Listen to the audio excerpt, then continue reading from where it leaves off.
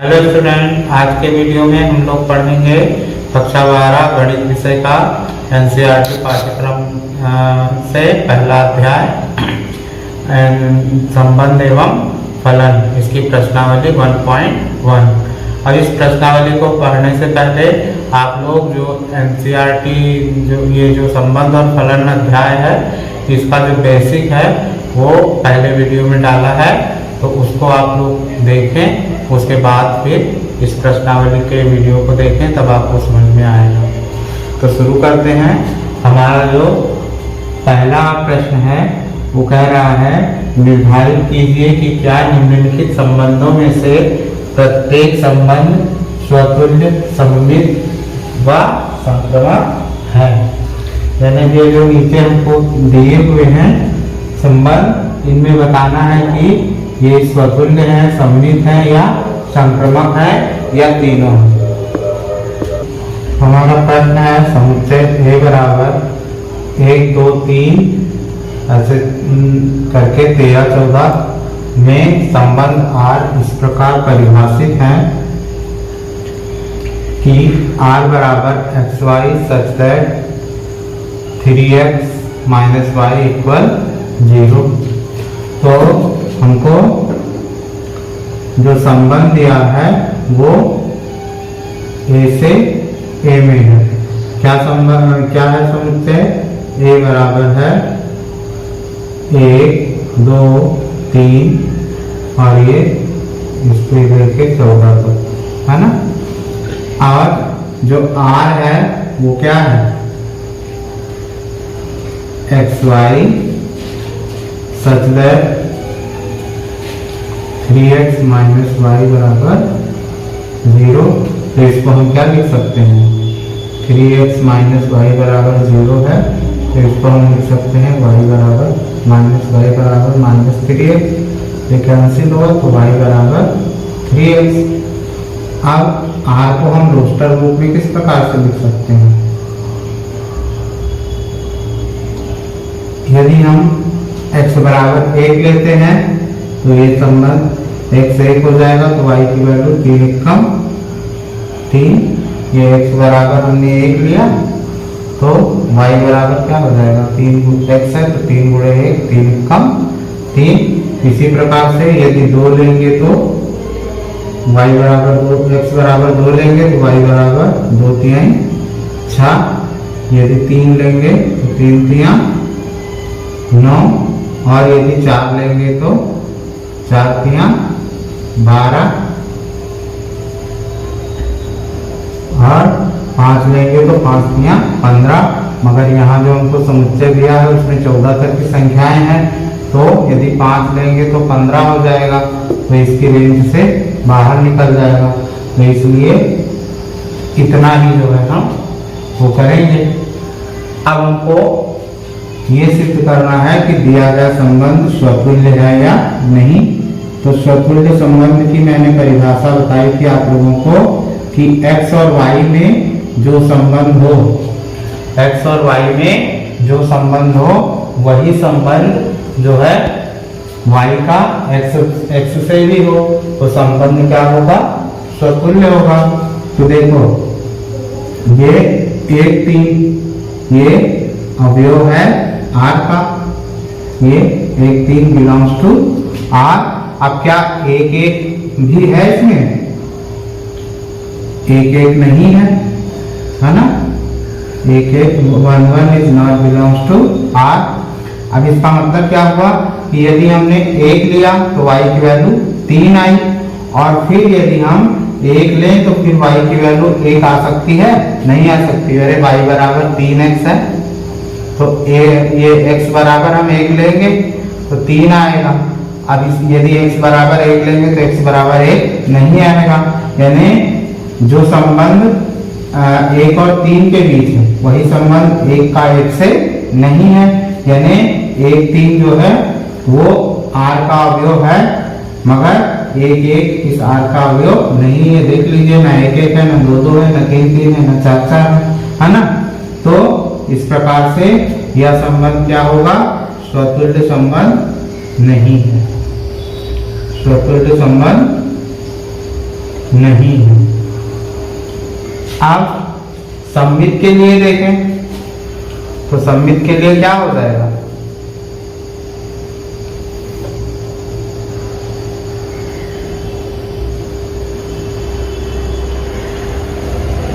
लोगों को बताया था कि जो संबंध x और y के बीच में हो वही y और x के बीच में हो, यानी क्रम यदि परिवर्तित कर दिया जाए तो संबंध में परिवर्तन ना हो। तो यदि मान लीजिए 1 3 इसका अवयव है तो 3 1 नहीं है, 2 6 है तो 6 2 नहीं है, 3 9 है तो 9 3 नहीं है, और 4 12 है तो 12 3 नहीं है। यानी सममित संबंध के लिए हमने ये बताया था कि A1 और A2 में जो संबंध हो,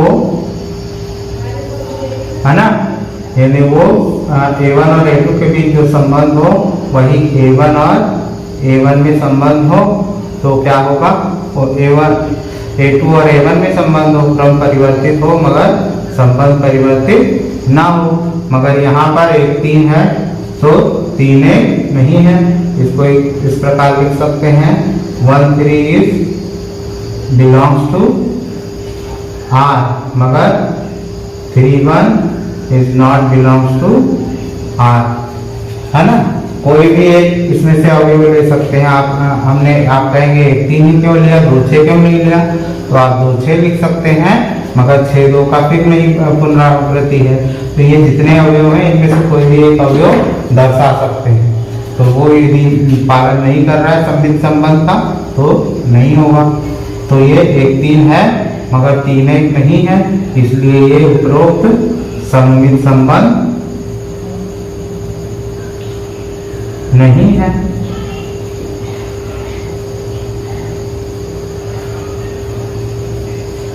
अब संक्रमक संबंध, तो उसके लिए क्या होगा कि 1 3 में जो संबंध हो और फिर 3 का 9 से है ना, मगर 1 और 9 में वही संबंध नहीं है। यानी जो संबंध x और y के बीच हो वही संबंध x का अब y का z से हो और वही का वही संबंध x का z से हो, तो संबंध क्या होता है, संक्रमक संबंध होता है। तो जैसे यहाँ पर ये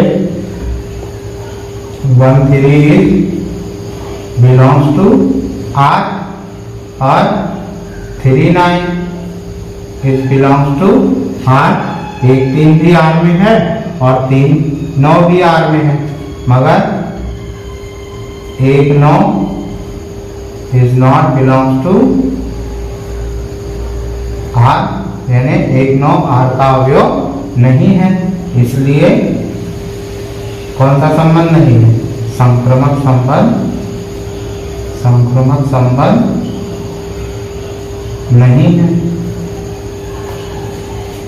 अब देखिए इसका दूसरा भाग है प्राकृत संख्याओं के समुच्चय n में r बराबर xy such that y equal x plus 5 जहाँ x is less than 4 द्वारा परिभाषित संबंध r है।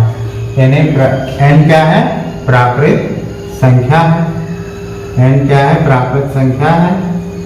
1 2 3 4 ऐसे अनंत तक, है ना। मगर इसकी शर्त क्या है कि x जो है वो 4 से छोटा है ना। तब इसका संबंध r किस प्रकार से होगा, r कह रहा है y इक्वल x प्लस 5, यानी जो r होगा वो क्या होगा, यदि हम x को 1 लेते हैं तो y बराबर 1 प्लस 5 कितना हो जाएगा, 6। फिर 2 लेते हैं तो 2 और 5 7, और यदि हम 3 लेते हैं तो 3 और 5 8, ये हो जाएगा। 4 नहीं ले सकते हैं क्योंकि शर्त दे रहा है x छोटा है 4 से।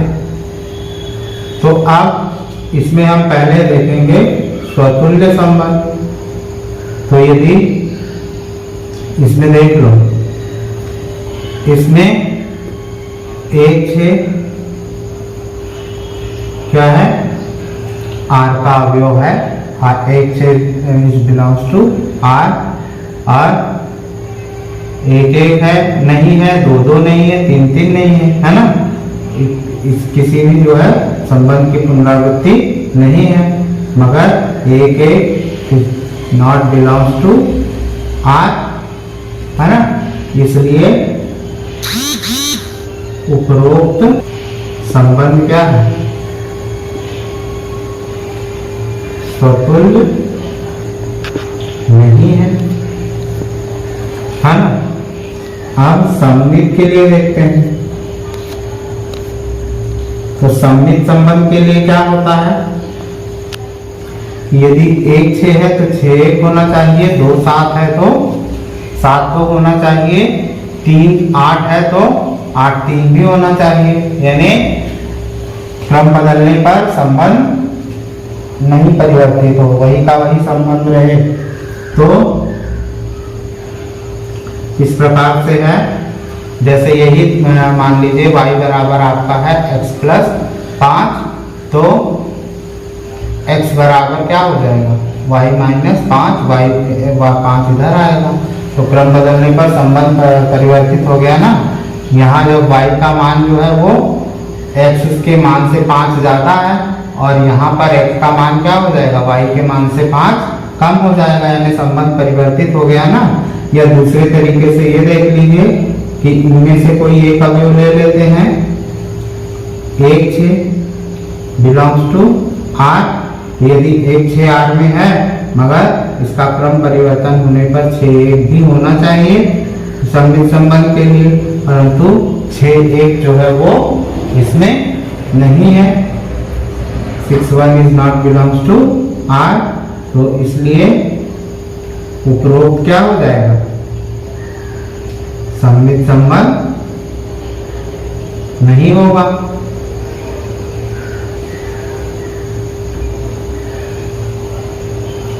है ना। अब तीसरा जो है वो हमको सिद्ध करना है, सिद्ध नहीं करना है, पता करना है संक्रामक संबंध है या नहीं। तो उसके लिए क्या होता है कि x और y के बीच जो संबंध हो वही का वही संबंध y और z के बीच हो, और तब वही का वही संबंध x और z के बीच में हो। यानी यदि 1 6 हो तो फिर 6 के आगे कोई और संबंध होना चाहिए किसी अंक से, और फिर वही संबंध एक और उस अंक का होना चाहिए। तो यहाँ पर ये चीज नहीं है, यदि 1 6 है 1 6 is belongs to R, मगर 6 का मान लीजिए अगला अगला 7 या 8 कुछ भी ले लो, है ना, is not belongs to R। तो जब इसका इससे संबंध नहीं है तो 1 और 8 का भी संबंध नहीं है ना, इसलिए उपरोक्त संक्रामक संबंध नहीं है।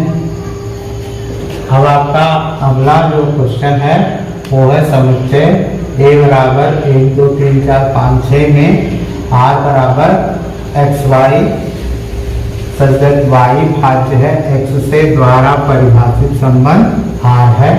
यानी a बराबर आपको क्या दिया, a बराबर दिया है 1 2 3 4 5 और 6 ये संख्या दी है, और r जो संबंध है वो क्या दिया है, एक्स वाई में y भाज्य है x से, है ना। तो इसको रोस्टर रूप में इस तरह से लिख सकते हैं, 1 2 से 2 1 से विभाज्य है, यदि x बराबर 1 लेंगे तो 2 1 से विभाज्य होगा, 3 भी 1 से विभाज्य होगा, इसमें 1 भी 1 से विभाज्य होगा क्योंकि कोई भी संख्या स्वयं से विभाजित होती है। तो 1 भी 2 1 भी 2 से 2 भी 1 से विभाज्य होगा, इसी प्रकार 3 भी और 4 भी और 5 भी विभाज्य होगा और 6 भी 1 से विभाज्य होगा। अब हम दूसरी संख्या लेंगे 2, तो 2 जो है वो 2 से विभाज्य है और फिर 2 इसमें 4 से सॉरी 4 जो है वो 2 से विभाज्य हो जाएगी और फिर 6 भी 2 से विभाज्य हो जाएगी, है ना। उसके बाद 3 से विभाज्य हो जाएगी और 6 जो है वो भी 3 से हो जाएगा। उसके बाद 4 जो है वो 4 से विभाज्य होगी मगर अन्य किसी संख्या से इसमें जो दी गई संख्या उससे विभाजित नहीं होगी। 5 भी 5 से होगा, अन्य संख्याओं से इसमें नहीं होगा और 6 भी 6 से विभाज्य होगा, अन्य संख्याओं से नहीं होगा। ये संबंध R है, इसका रोस्टर रूप इस तरह से है। तो अब हमको पहले सिद्ध करना है स्वतुल्य संबंध, है ना। तो स्वतुल्य के लिए क्या करेंगे, देखो 1 2 दिया है, 1 2 इज बिलोंग्स टू R, तो 1 1 भी बिलोंग्स टू R, 1 1 भी बिलोंग्स टू R, है ना। इसलिए जो 1 और 2 में संबंध है वही का वही संबंध 1 और 1 में भी दिया है ना। यानी 2 1 से विभाज्य है तो 1 भी 1 से विभाज्य है, वही संबंध है उसका स्वयं से भी। जो 1 और 2 के बीच संबंध है वही 1 का स्वयं से भी है, इसलिए ये क्या है, स्वतुल्य संबंध है। कथन आप पूरा लिखेंगे कि 2 यदि 1 से विभाज्य है तो 1 भी स्वयं से विभाज्य है, क्योंकि कोई भी संख्या स्वयं से विभाज्य होती है, इसलिए यह स्वतुल्य संबंध है। अब हम सममित संबंध की गणना करेंगे।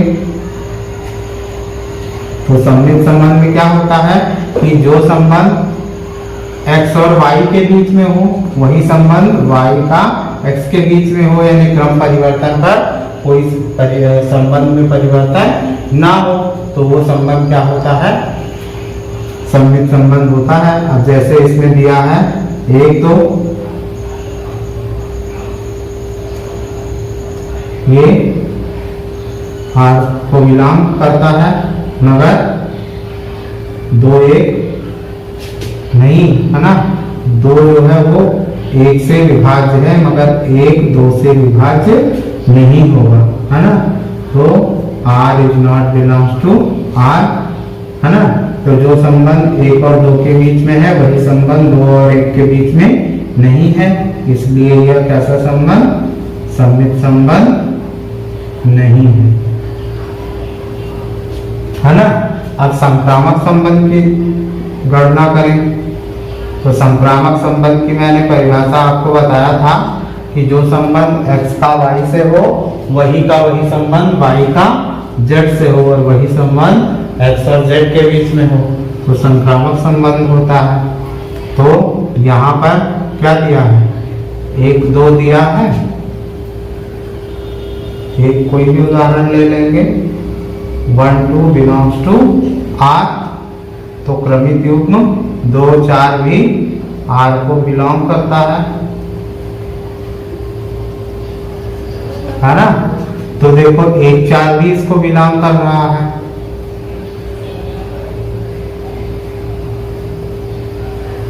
है ना। तो जो संबंध 1 और 2 के बीच में है यानी 4 2 1 से विभाज्य है तो वही संबंध 2 और 4 यानी 4 2 से विभाज्य है, और वही संबंध 1 और 4 के बीच है यानी 4 1 से विभाज्य है। तो ये संबंध क्या होगा, संक्रामक संबंध होगा। लैंग्वेज आप इसके लास्ट में लिख लेंगे कि 1 और 2 में जो संबंध है वही 2 और 4 में है और वही का वही 1 और 4 में है, इसलिए ये संक्रामक संबंध है। आपका अगला क्वेश्चन है कि समस्त पूर्णांकों के समुच्चय z में r बराबर xy x माइनस y एक पूर्णांक है द्वारा परिभाषित संबंध आर, है ना। तो यहाँ पर आपको क्या दिया है, हल दिया है कि एक्स वाई, है ना, किससे संबंधित है, जेड से संबंधित है। पूर्णांक को हम जेड से प्रदर्शित करते हैं, है ना। तो सभी x बिलोंग्स टू z के लिए, है ना, यहाँ पर आप कहेंगे x बिलोंग्स टू z और y बिलोंग्स टू z, यानी एक x भी जो है पूर्णांक है और y भी पूर्णांक है। तो सभी x बराबर z के लिए, और यहाँ पर दिया है आपको x minus y belongs to z, या हाँ बिलोंग्स टू z, यानी x माइनस वाई भी क्या है, एक पूर्णांक है। तो x माइनस एक्स बराबर क्या हो जाएगा, 0, है ना। 0 जो क्या है, एक पूर्णांक है ना, इसलिए x माइनस एक्स एक पूर्णांक होगा, है ना। जो संबंध x और y के बीच में है वही x का स्वयं से भी है, x में से x घटाएंगे 0 आ जाएगा, 0 एक पूर्णांक है। और यहाँ दिया है कि x माइनस वाई एक पूर्णांक है, तो ये x माइनस एक भी क्या है, एक पूर्णांक है। इसलिए उपरोक्त जो है वो क्या है, स्वतुल्य संबंध है। अब हम लिखते हैं सममित के लिए, ये स्वतुल्य के लिए था। सममित के लिए क्या हुआ कि x माइनस वाई बराबर हमने मान लिया a, जहां a क्या है, एक पूर्णांक। तो क्रम बदल दो, y माइनस एक्स कर लो, बराबर क्या हो जाएगा, माइनस एक। अरे इतना समझ में आया तो ऐसे देख लो, ये 2 माइनस एक, 2 एक पूर्णांक संख्या, एक पूर्णांक संख्या, 2 माइनस एक बराबर एक भी एक पूर्णांक संख्या है। अब इसको उल्टा करके लिखो, 1 माइनस 2 तो क्या आ जाएगा, माइनस 1 आएगा ना। तो ये भी क्या होगी, एक पूर्णांक संख्या होगी। यानी इस जब a एक पूर्णांक है तो माइनस a भी एक पूर्णांक होगा, है ना। यानी क्रम बदलने पर संबंध क्या रहता है, नहीं बदलता, है ना। इसलिए ये क्या है, तो सममित संबंध, सममित संबंध है। अब तीसरा है संक्रमक के लिए, और ये संक्रमक है या नहीं ये देखेंगे। तो हम मान लेंगे कि x y belongs to z और y z belongs to z, है ना। तब क्या हो जाएगा,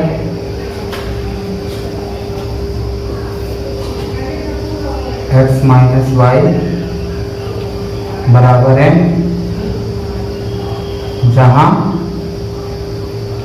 m क्या है, एक पूर्णांक है, ना m का ऊपर a मान लो, और y माइनस z बराबर b, जहां b क्या है, पूर्णांक, है ना। तब क्या करेंगे, जोड़ने पर से y कैंसिल है, क्या निगेटिव है, एक पॉजिटिव तो कैंसिल हो जाएगा। तो क्या बचेगा, x माइनस जेड बराबर a प्लस बी। a पूर्णांक b पूर्णांक, तो a और b का जोड़ भी क्या हो जाएगा, पूर्णांक। जैसे एक पूर्णांक है, दो एक पूर्णांक है, दो दो एक तीन, तीन भी एक पूर्णांक है ना। तो इस प्रकार से a और b भी क्या होगा, एक पूर्णांक होगा। क्या लिख लो, जहां a प्लस b पूर्णांक है ना। तो x माइनस वाई बराबर पूर्णांक, x माइनस वाई पूर्णांक, y माइनस जेड पूर्णांक और जेड एक्स माइनस जेड पूर्णांक। इसलिए कैसा संबंध, संक्रामक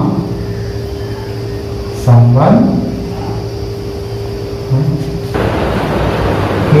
किसी समय पर किसी नगर के निवासियों में निम्नलिखित संबंध आर है, जिसमें पहला पार्ट दिया हुआ है r equal x y such that x तथा वाई एक ही स्थान पर कार्य करते हैं।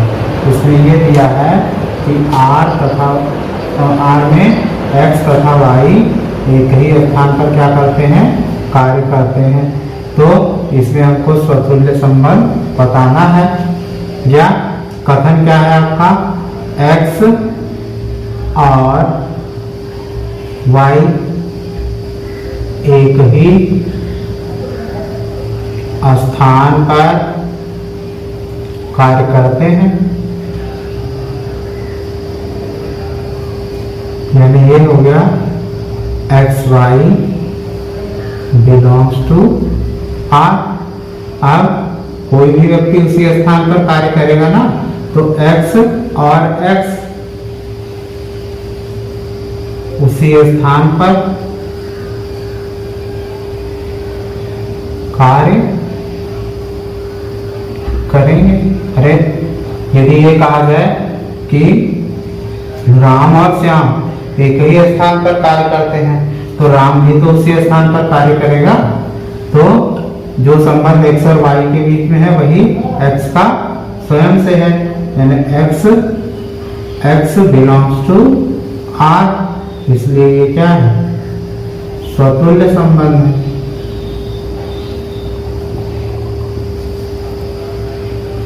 अब सममित कहा जाए, सममित के लिए x और y क्या करते हैं, एक ही स्थान पर कार्य करते हैं। अब इनका क्रम बदल दिया जाए, यानी x Y belongs to R हो गया। अब इनका क्रम बदल दिया जाए तो y और x एक ही स्थान पर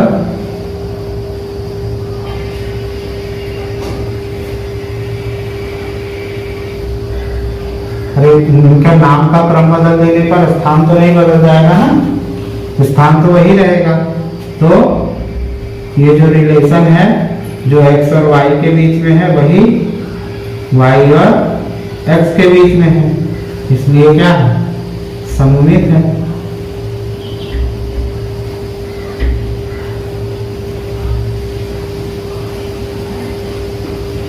ठीक, अब तीसरा जो है हम संक्रमक के लिए सिद्ध करते हैं।